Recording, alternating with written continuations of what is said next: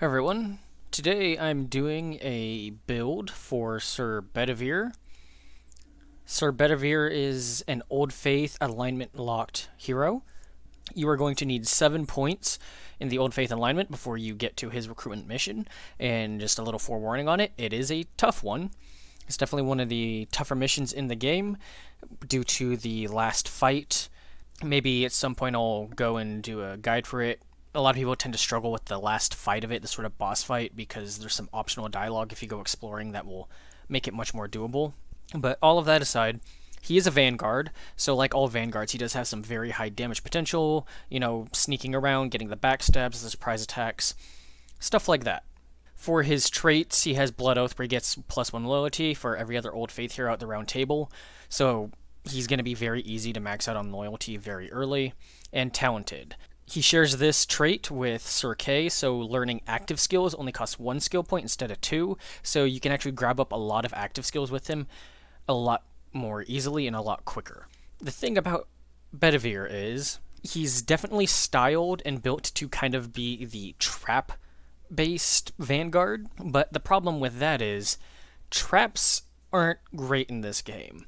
They're not terrible if you just look at them on their own, but when you compare it to just the normal kind of damage Vanguards can do just by backstabbing, there really isn't much reason to do the traps. Traps can provide some, slows, other status effects, and that's helpful, but you're better off using your Vanguards to sneak around, get those enemies in the back, stab them and, one-shot them or whatever. That's generally going to be more helpful than just have someone else do the crowd control and the debuffing. So it's just a sort of mixed identity going on. I'm hoping traps get buffed pretty soon. I could have put this build out way sooner, but I was kind of holding out because I was hoping they would do the buff sooner. I'm not sure when it's going to come, so I figured I'd put it out now. And this video will kind of also double as a problem with traps kind of video, because as you'll see, I've done a lot of research into this trying to find optimal sort of gear and stuff for this, and I honestly think this is about as good as it's going to get. Maybe there's some piece out there that some of you have found that has eluded me that can make this a little better, but at the end of things, it's still not going to be great. So with all that said, let's just go ahead and get into the build, and you can kind of see what I'm talking about. Starting with essences, you're not really going to be putting your best essences on him if you're bringing him. I mean, if you're using him as your main Vanguard just because you like him, then sure, put the standard essences for Vanguards on him, but for the sort of trap build, this isn't your main damage dealer, so don't invest your essences pretty heavily on him. I sort of used some of my flex essences on him to just kind of fill the gap. I gave him pretty much all the Slayer ones, 25% extra damage against the Lost, Picked, and then Seelie and Unseelie. I figured the traps need as much of a damage boost as they could get, so this seemed like a decent pick for that. Given the current season, the Fomorian Slayer Essence is probably actually really good and not a bad pick towards one of your actual better characters, so I wouldn't give that to him in that case. This save file is from before the Chained God patch. I figure the build isn't super great anyway, so it doesn't really matter if I'm showing this off with the current patch or not, because none of the seasonal gear honestly makes much of a difference for this type of build style. Getting to armor, I don't even have a relic on him. I didn't find anything on this playthrough that really seemed it would make much of a difference. I have this one because it has movement AP, so he can kind of move up a bit more, throw his traps down, and then move back. It's even a level 15 armor, so pretty much anything just with movement AP I think is probably a good choice for him. For the weapon, he just kind of has a standard sword that you would use for a Vanguard. There are no weapons that I've found that boost traps, so this is just extra backstab damage and extra backstab against poisoned enemies. This weapon itself also applies poison, so you could skip out on this talent here for the poison blade, save yourself a skill point, put it somewhere else. You don't really need to. He's not one of those characters where you're kind of stressed for skill points. For his accessories, this is kind of the only items that really help boost the damage for the trap build that I was able to find. The first one is the Astral Ring. You've probably seen this in a couple other of my builds. Some of these abilities here actually don't matter, but some of them do. The +2 tile range is for range skills. That's mostly going to be for throwing dagger, but you're mostly spending your AP on setting traps, so it's kind of whatever. And the plus 10 damage while attacking from behind cover, this will not help your traps because you actually have to be attacking from behind cover. So just standing behind cover when the trap goes off does not count. The middle two, though, do. Plus 8 damage against units at least 6 tiles away, and plus 8 damage while disengaged. If you set the traps and then run back and meet the range distance requirement for these, you actually will get a damage boost to your traps. So this is actually kind of useful. The main enabler, though, is going to be the Scales of Len. It's a level 15. I think there's maybe a level 20 item that's similar to this, but I think the 15 one is stronger based off memory. It's been a little while. But there's a lot of things here that would be great for a trap build if traps were stronger. The first one is Traps Ignore Armor. That's amazing. That's a huge boost to damage, especially if you're going to be going against Fomorians and you're trying this build out in the current game state. Minus 1 AP cost for traps, so just all traps are going to be cheaper. This is obviously really great.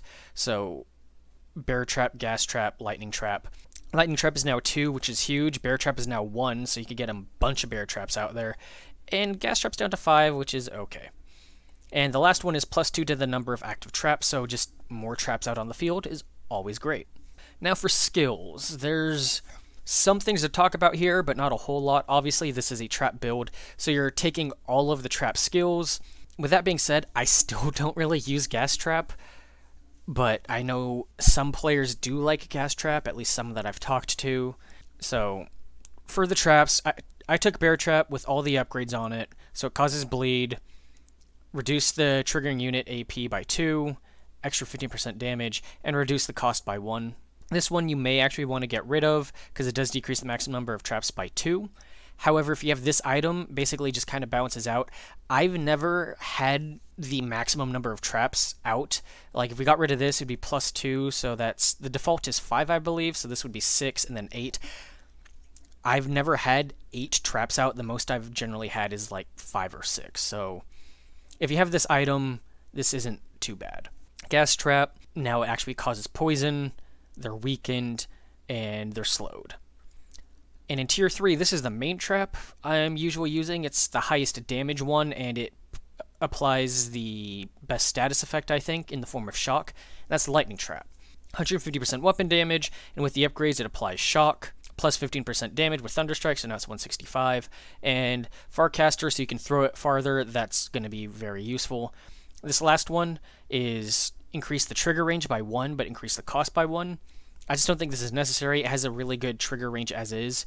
You can see here it has a sort of 3x3 grid where they don't have to step on this trap like other ones. They just need to step adjacent to it and it will go off. One thing you'll notice too, I did not take Backstab because I'm trying to lean into the trap style as much as possible, so I'm not going to be stabbing enemies very often. So I'm not going to be getting a lot of backstabs. But I do have Assassination because this applies to all weapon skills, including traps, so he will get extra damage to enemies that are below 40% health. The last sort of main difference here is Sprint instead of Leap.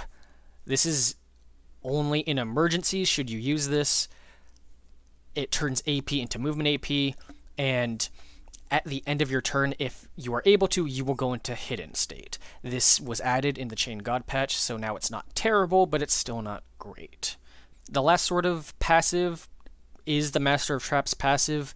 You're usually not taking this, but it does increase the range for trap skills by 1, increase the damage by 10%, and give you 1 extra trap for your maximum active amount of traps. I don't really bother with Barb Traps because it's plus 1 turn duration for every damage over time effect. That's going to be for Bleed from Bear Trap and Poison from Gas Trap. Again, you're using Lightning Trap 90% of the time, so not much use. And Deactivate Trap, this is just garbage. You're not going to be wanting to waste AP by looking for enemy traps and stepping on them to deactivate them.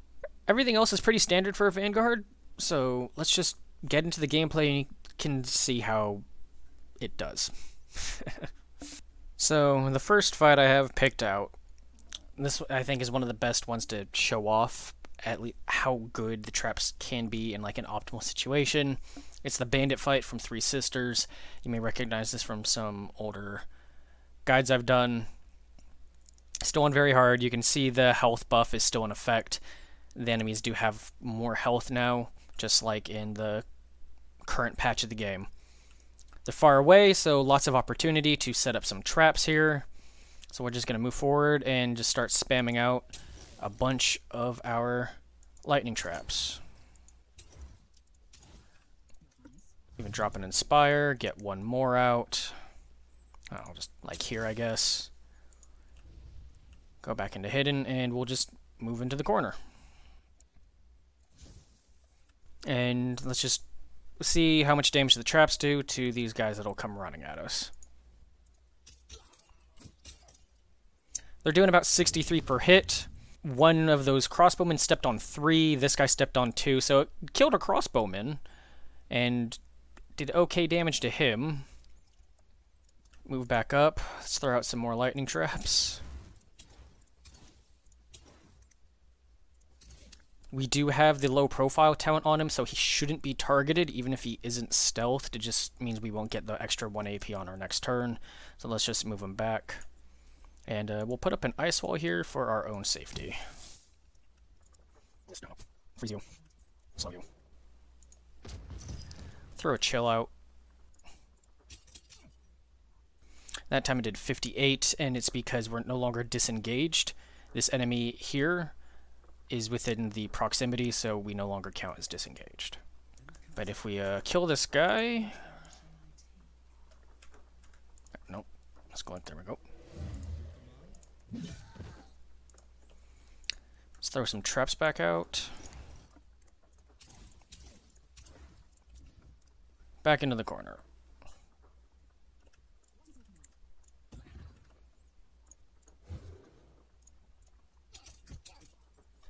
Yeah, 50, 49, 53. It's not great. It's just unfortunately not great.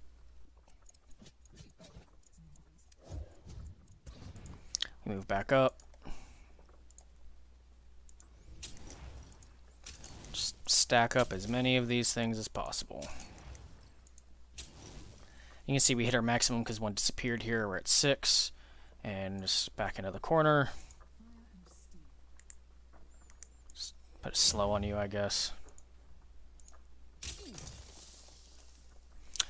Our ice wall expired, that's why they froze, but it's not doing much. I mean, this dude is still alive, and he triggered 4 traps. I mean, 4 traps, 2 AP each, so that was 8 AP. So, almost 3 attacks worth of damage. Meanwhile, if we just go for a backstab with Bedivere, not even spec into it, right? Let's just, let's do this. To comparison, let's move you just into position, ready to backstab him on the next turn. We can get a damage comparison here. Yeah, let's throw out one more lightning trap just because we can.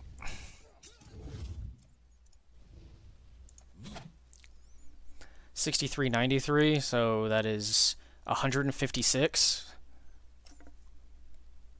That's about 2.5 lightning traps worth for way less APs. There's the nice benefit of getting shock, I guess, and it does a good job of slowing enemies down when combined with Morgana, her ability to chill them, and then Bedivere's ability to shock them. It's a nice, you know, debuff combo, but there's just other characters that can do that better, and the damage just, you can see it here, it's not great. I have one final short example just to show off more. This time against more bandits. This time they're a bit lower health. They have 2 archers, some executioner type dudes, they're brutes, and some scouts.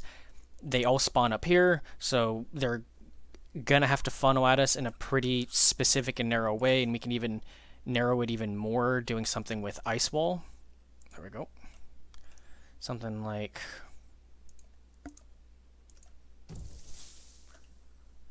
that.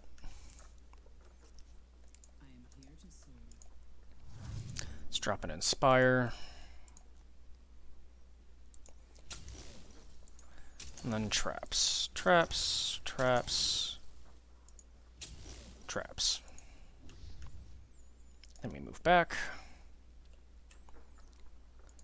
And let's just pass the turn, see what they do.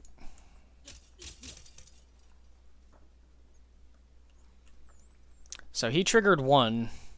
He triggered the rest. Still alive. Yeah, I mean, the shock prevented him from reaching us, I suppose. So, I mean, he can very easily be picked off this turn by even, like, Isolde.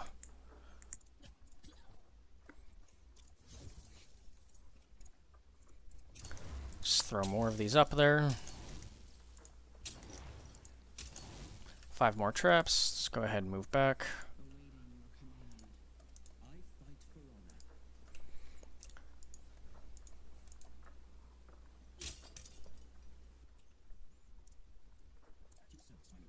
Keep moving up.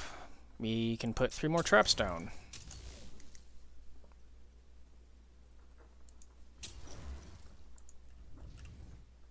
Now we're at maximum.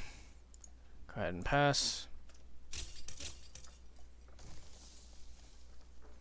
Yeah, it's just... he can just be contributing so much more. Even when we're able to funnel them, hit all the traps multiple times over the course of several rounds. It's just, like, you just backstab. Just backstab. It's... traps are cool. They're so much fun and very useful in the early game. It's just kind of painful to see how hard they drop off by the time you reach the end game. So you saw it yourself. The trap damage just is kind of abysmally low. We're talking 50 to 60 damage on average per trap, and that's with having the astral ring of all things boosting the damage by having to pull him back away into a corner to get that distance and get that damage boost. I understand the gameplay I used. I was going against human targets, bandits, so the 25% from these Slayer essences didn't really kick in, but I can assure you from my playtesting, not within my recording, it's not that much of a boost. 25% on the 50 to 60 damage isn't anything super game-changing, or really game-changing at all, but it's just not worth doing when their primary gameplay style is just so demonstrably better. Even assuming we could get 5 traps out every turn and have every trap triggered every single turn, right? Let's say 5 traps on average for, let's say, 55 damage on average. That's doing, like, what, 275 damage per turn? I mean, 275 isn't bad when you look at it from a more objective scale as, like, a secondary damage dealer. You know, if you have a secondary damage dealer doing 275 per round, that's not bad. That's enough to, you know, soften the targets up and have your main damage dealer go in and kill them. But the problem is, Vanguards are a primary damage dealer. So by taking this game style, you're actively switching them from a main damage dealer, one of your main killers that you feed the kills to, into a secondary one, and I just don't really see a purpose in doing that. Secondary damage dealers are an important role within team comps, because especially with the current endgame season with Variants, how beefy they are, it's not that this role is bad, it's just the Vanguards already have a role. So I don't see a point in switching them to this different role, especially when there's other classes that can do that better. I mean, honestly, you're better off bringing a marksman with the seasonal relics as a secondary damage dealer than bringing Bedivere. If you've seen my build guide, marksman can do like 200 something damage in a single hit to an enemy. That's going to be so much more useful for softening targets because it's, one, concentrated on a single target as opposed to being spread out across all of them as they run through the traps, and 2, it's way more AP efficient. It's 1 attack. That's 4 as opposed to 5 different traps for 10 AP and being the entire turn. I do hope traps get buffed. I don't want them to be as strong as backstabs and surprise attacks and whatever. I understand that. You know, traps is a much more passive, safer gameplay style, and devs have said multiple times how they want the classes that are, you know, more at risk, more active play style to be the bigger damage dealers. That's why Vanguards and Champions are the bigger damage dealers as opposed to Arcanists and Marksmen, because of their range, they're naturally safer. And traps would be a safer gameplay style. But if you're going to build this into the class as an option, I would like it to be at least a little more competitive. If the damage isn't as good, that's fine, because it does offer debuffing and CC potential. But the debuffs and the CC do not compensate for a damage factor of about 50% or more. It's just not worth it. You just bring someone else that can do the debuffs and the CCs much more efficiently. I enjoy traps. They're strong in the early game, and then just completely fall off pretty much after that. And it's just kind of a shame to see. I think that devs could probably do a lot more with the traps to make it more engaging, making them more incentivized, because right now you pretty much just completely ignore them once you get past Act 1.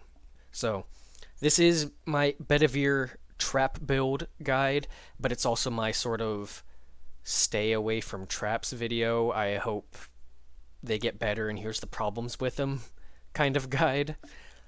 I hope this was useful for any players out there that may have been considering using Bedivere, using the traps. My advice for now would be to just don't bother for now. Use someone else, or just play him like a normal Vanguard. As always, thanks for watching.